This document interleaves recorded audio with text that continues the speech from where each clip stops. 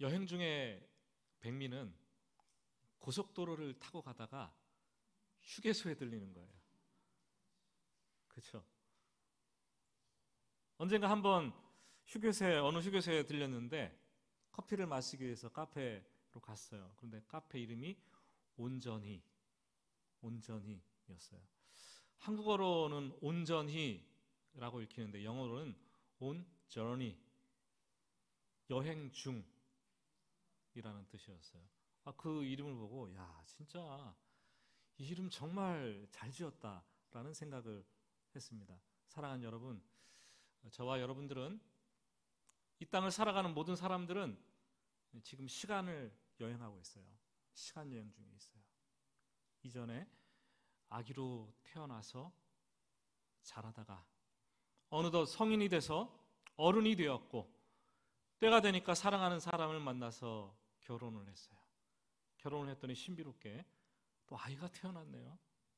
아이를 키우다가 정신없이 살다 보니까 중년이 훌쩍 넘어가고, 내 주변에 사랑하는 사람들, 아꼈던 사람들이 하나둘씩 이별을 구하고 죽음을 맞아서 떠나가는 것을 우리는 경험하게 됩니다.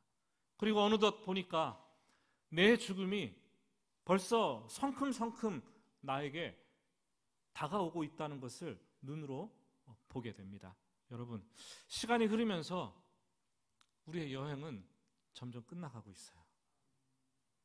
여러분은 이 시간 여행을 끝마칠 준비가 되었습니까? 죽음을 맞이할 준비가 되셨어요? 여러분, 시간이라는 것은 참 신비합니다.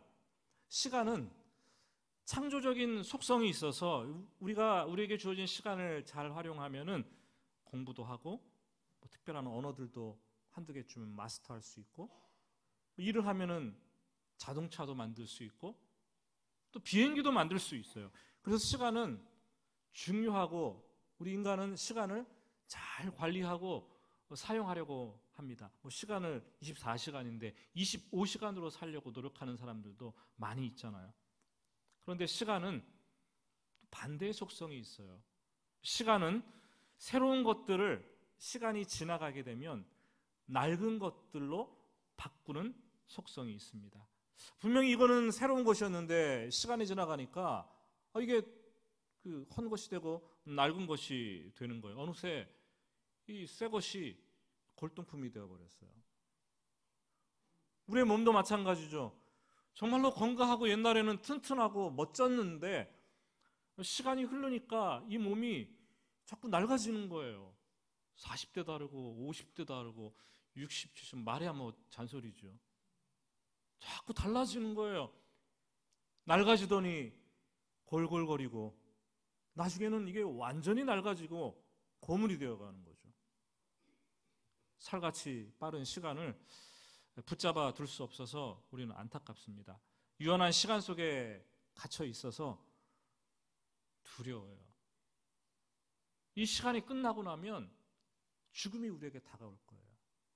그래서 우리는 유연한 시간 속에 갇혀 사는 것, 인간이라면 누구나 다 안타까워하고 두려워합니다.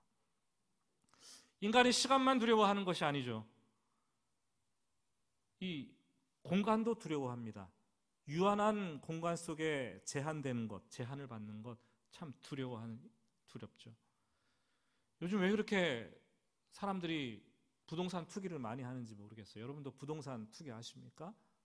이 땅에 땅을 마련하려고 하지 말고 하나님 나라의 땅을 마련하시기 바랍니다. 정부가 발표를 했는데 이 부동산 투기를 근절하기 위해서 검사들 2,000명을 동원했대요. 남미에서 무슨 마약 범죄 소탕 작전도 아니고 2,000명을, 그 많은 인력을 동원해서 지금 잡겠다라는 거죠.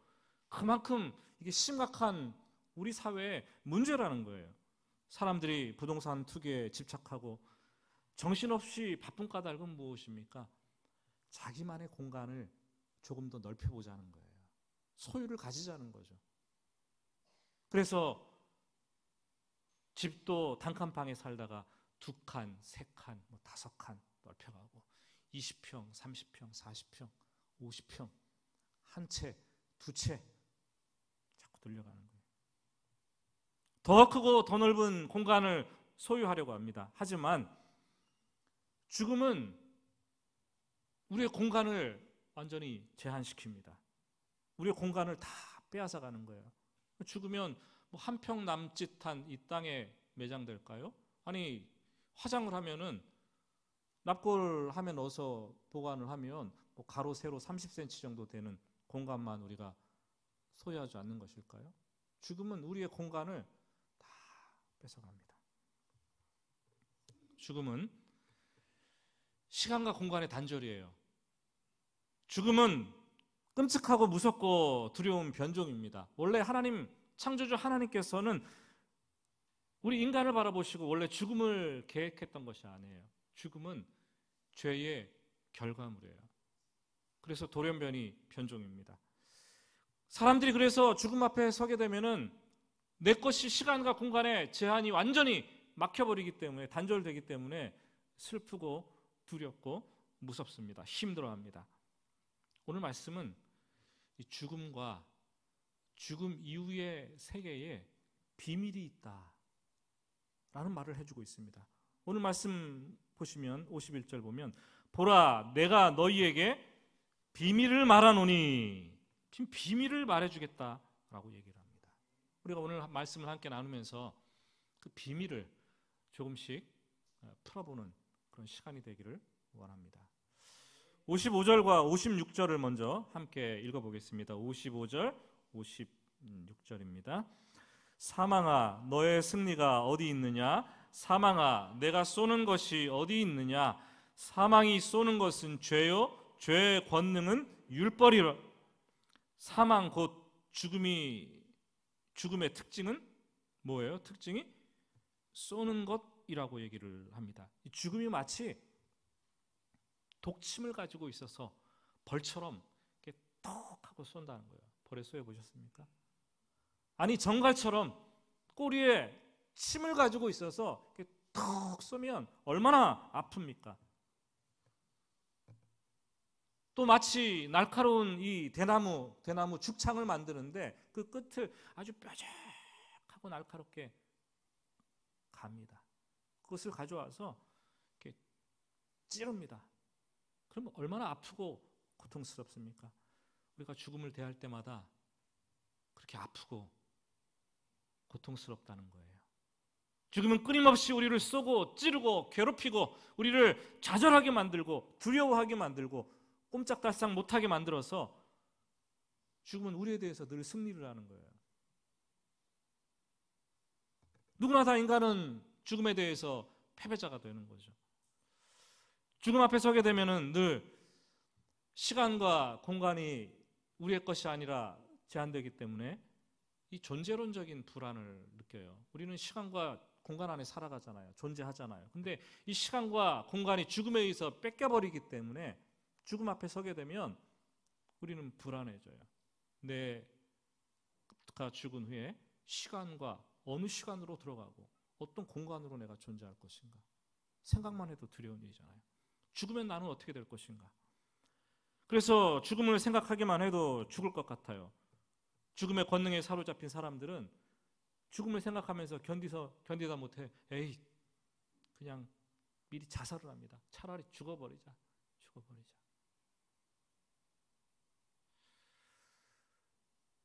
죽음의 불안을 느낀 실존주의자들은 철학을 통해서 이 존재가 어떻게 변하는지 풀려고 합니다. 실존주의 철학이죠. 그게. 근데 그 철학으로 그게 풀립니까? 아니에요. 철학으로 되지 않으니까 사람들은 종교를 만들어냅니다. 이 종교 찾아다니고 저 종교 찾아다니고 종교 안에서 이 죽음의 사망의 문제를 해결하려고 합니다. 근데 문제가 해결됩니까? 아니죠. 해결되었으면 복음이 필요 없는 거죠. 그렇지만 해결되지 못했기 때문에 예수님이 이 땅에 오셨습니다. 이 땅에 죽음의 문제를 해결하기 위해서, 이 땅에 생명 주시기 위해서 오신 분이 바로 예수 그리스도예요. 그분은 해결하셨잖아요. 죽으셨지만 부활하셨잖아요. 이거보다 더 확실한 해결이 어디 있습니까? 이 땅에 오신 주님께서는 문제를 해결하려면 문제 항상 근원부터 봐야 돼요. 원인이 뭔가를 봐야 돼요. 주님은 그 죽음의 원인이 무엇인가를 보셨어요. 로마서 3장 23절은 이렇게 얘기합니다.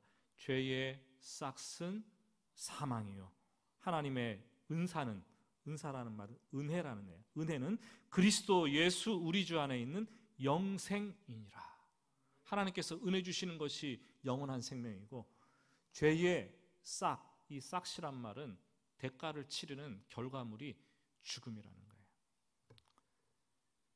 죄가 죽음을 만들어냅니다. 죽음의 원인을 분명히 아십니다. 예수님은 그 죽음의 원인인 죄의 문제를 해결하시기를 원하셨습니다. 죽음은 오직 죄를 통해서만 인간에게 권능을 행사하는 거예요. 죽게 만드는 거죠. 죄가 없으면 죽음이 인간을 지배하지 못해요. 죽음과 사망의 원인은 그래서 죄고, 죄의 대가가 죽음인 거예요. 죄를 짐으로 말미암아 그 형벌로 인해서 우리에게 죽음이 주어졌습니다. 아담과 하와 첫사람이 선악과를 따먹어서 죄를 지은 게 아니라 불순종을 해서 죄를 지은 거죠. 또 우리가 이 땅을 살아가면서 무수한 죄를 짓습니다. 죄를 지으면서 우리가 하나님으로부터 분리되는 거예요. 뿐만 아니라 우리는 하나님으로부터 완전히 떨어져 나가는 거예요. 왜냐하면 죄가 없으신 하나님께서는 죄와 함께 거하실 수 없는 거예요. 분리되는 거예요. 이 분리되는 것이 죽음이고 사망인 거죠. 그런데 주님께서는 이 땅에 오셔서 죽음의 원인이 되는 죄의 문제가 무엇인가를 분명하게 하셨고, 그 죄의 문제를 해결하십니다. 우리의 모든 죄를 다 짊어지시고 십자가에서 피 흘려 죽으셔서 우리의 죄를 대신 대속해 주십니다. 그리고 다시 살아나셨습니다. 그래서 우리가 그를 믿을 때에 더 이상 이 죄의 권능이 우리를 좌지우지하지 못하도록 우리를 막아주시는 거죠.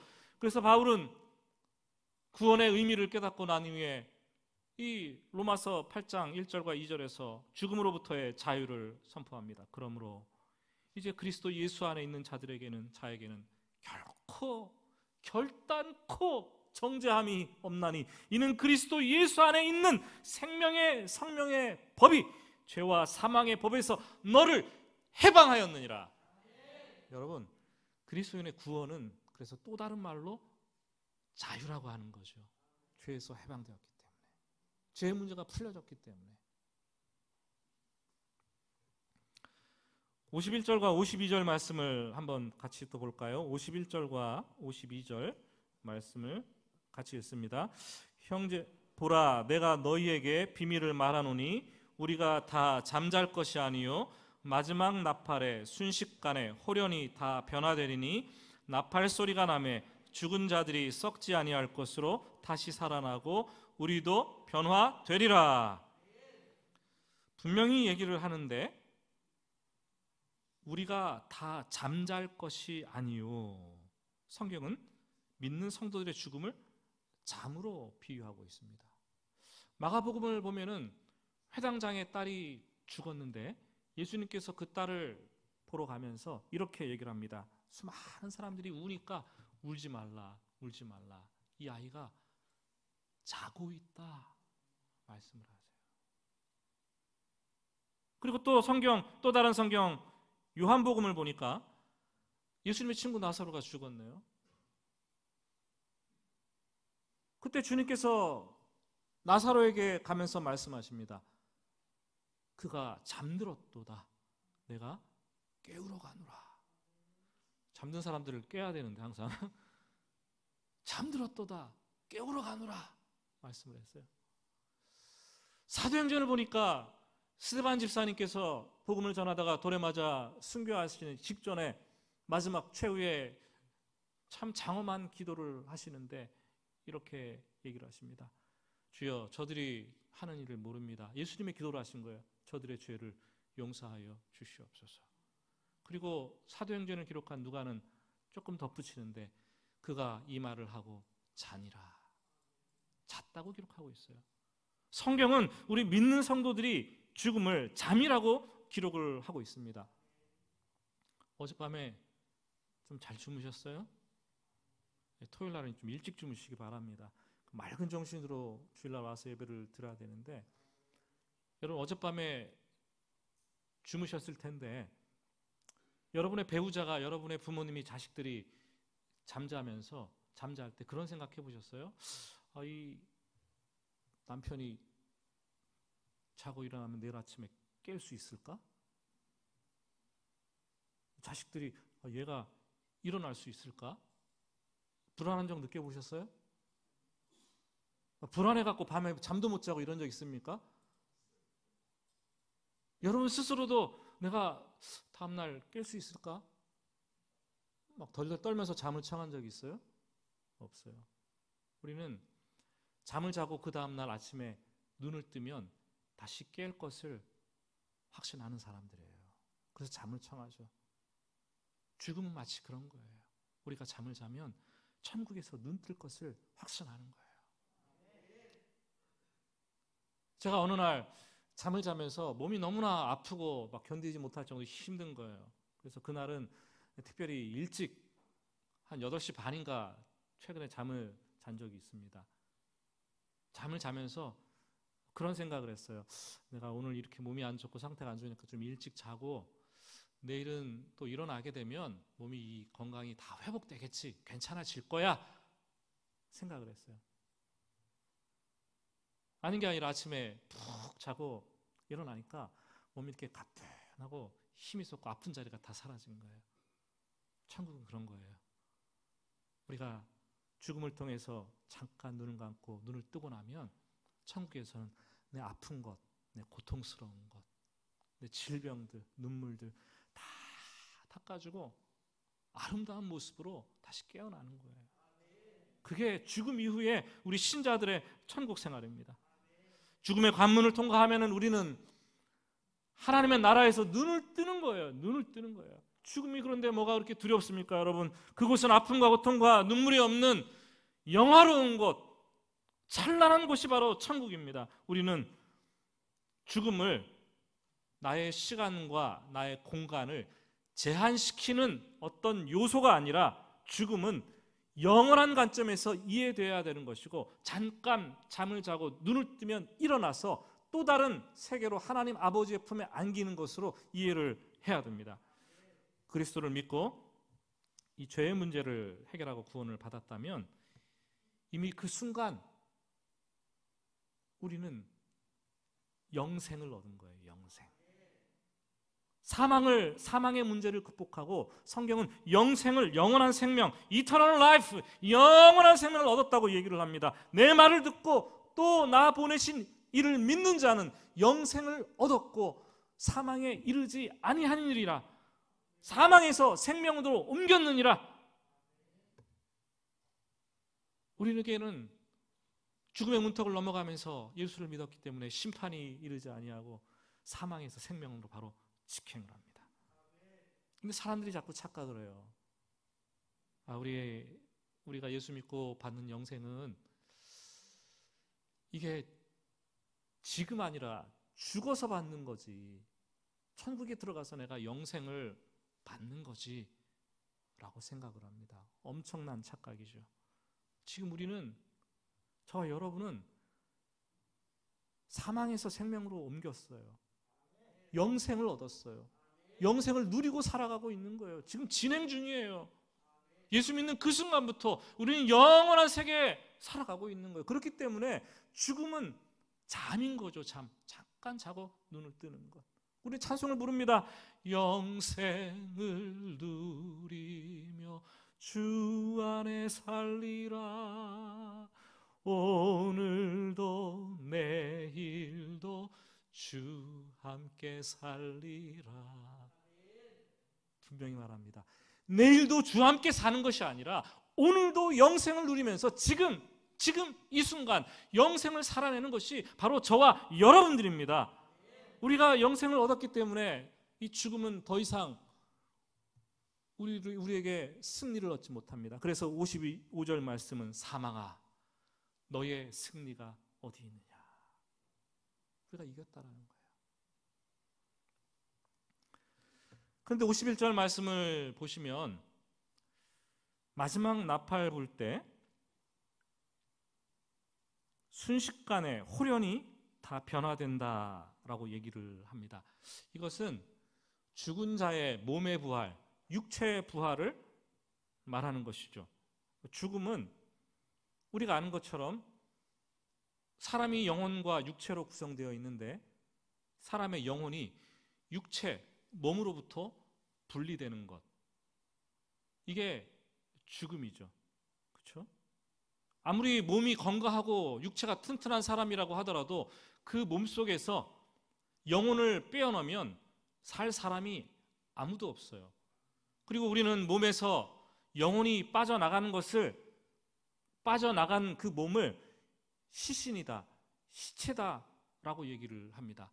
하나님께서 사람을 만드실 때 흙으로 몸을 만드시고 그 코에 생기를 불어넣었어요. 그랬더니 생명이 되었어요. 영혼이 된 거죠. 영적 존재가 된 거죠. 그런데 죽어서 생기가 빠져나가니까, 영혼이 분리되니까 남아있는 것은 흙으로 만든 몸밖에 없어요. 그걸 만지면 싸늘하게 시체가 아주 차갑고 냉담하게 느껴지는 것이 시체가 아닙니까? 여러분, 죽음 이후의 몸 육체는 흙으로 왔기 때문에 이 몸이 여러 가지 화학 요소로 분해되어서 다시 흙으로 돌아가요. 그렇지만 오직 영혼은 죽은 몸에서 빠져나와서 다른 상태로, 영혼만의 상태로 존재합니다. 그럼 죽음 이후에 몸에서 빠져나온 이 영혼은 도대체 어떻게 될 것인가? 궁금하시죠? 1907년에 미국의 의사였던 덩컨 맥두걸이라는 사람이 결핵 요양원에서, 요양원이니까 얼마나 많은 사람들이 돌아가시겠어요. 임종을 맞이하는 사람들을 실험을 했어요. 죽음 전과 죽고 난 이후에 몸무게의 변화를 한번 재보자. 그래서 수많은 사람들 재봤대요. 그랬더니 죽은 이후에 사람의 몸이 21g이 보편적으로 가벼워졌다라고 얘기를 하더라고요. 또 어떤 사람은 또 실험한 사람이 있었는데 어떤 사람은 53g인가라고도 주장하더라고요. 그러면서 영혼의 무게가 단 몇십 g이다 이렇게 주장하는 것을 이렇게 본 적도 있어요. 믿거나 말거나 여러분들 자유입니다. 성경 아니니까 이걸 진리라고 생각하시면 안 됩니다. 불신자들도 죽음 이후의 영혼의 존재에 대해서 상당히 궁금해합니다. 평생 사람들의 죽음의 여정에 대해서 연구를 했던 스위스의 정신의학자, 여러분도 아십니다. 엘리자베스 큐블러 로스라는 사람이 거의 사람들이 죽음의 문턱까지 갔다가 기사회생에서 살아난 사람들 2,500명을 대상으로 해서 인터뷰를 했어요. 임사체험이라 그러죠. Near Death Experience. 그래서 NDC 임사체험을 NDC라고 얘기를 합니다. 그 사람들의 공통점을 조사를 해봤더니 죽는 순간 몸에서 영혼이 빠져나가는 그 유체 이탈을 경험했다는 거죠. 그래서 영혼이 빠져나와서 가족들이 자기 시신을 둘러싸고 막 우는 모습을 보았다. 그리고 의사가 죽음을 선고하는 그 광경도 목격했다라고 많은 사람들이 증언을 했어요.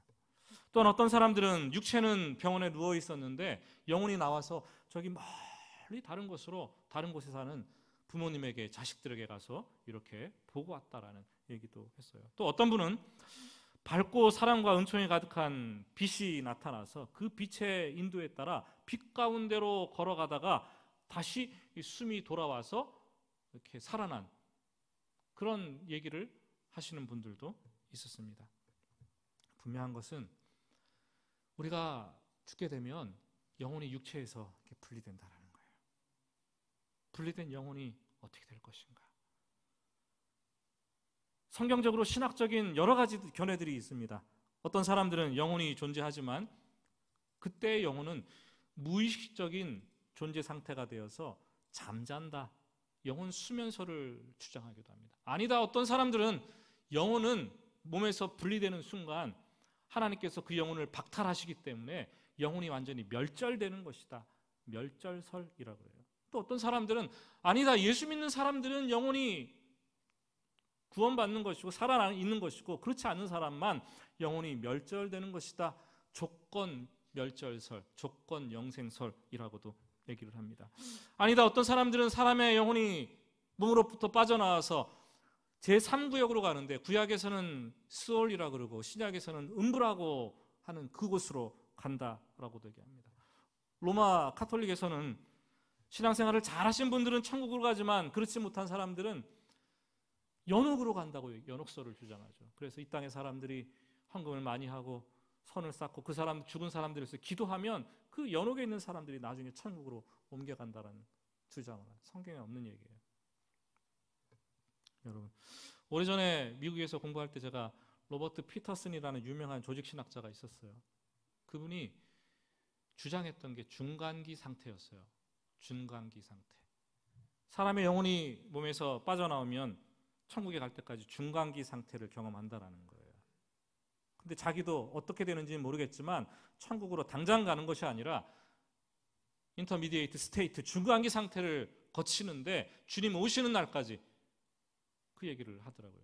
제가 이거는 교수님 개혁신학이 아닌데 왜 이렇게 주장하십니까? 해서 얘기를 나누고 논쟁 아닌 논쟁을 심각하게 얘기를 했던 적이 있습니다. 여러분, 누가복음 16장 부자와 나사로의 비유를 예수님께서 하신 말씀을 보시면 거기서 개혁신학의 죽음 이후에 사람의 영혼이 어떻게 되는가를 찾을 수 있습니다. 거긴 바로 천국과 지옥으로 갑니다. 죽음 이후에 신자들의 영혼은 바로 천국으로 가서 쉼과 행복의 상태를 누리고 그곳에서 하나님을 만나고 영혼의 경배와 찬양을 통해서 하나님과 직접 교통하는 삶을 거룩한 복된 상태를 누립니다. 그런데 지극히 아름다운 상태는 맞긴 맞는데 아직 완전한 상태는 아니에요. 왜냐하면 아직 몸, 육체가 없는 거예요.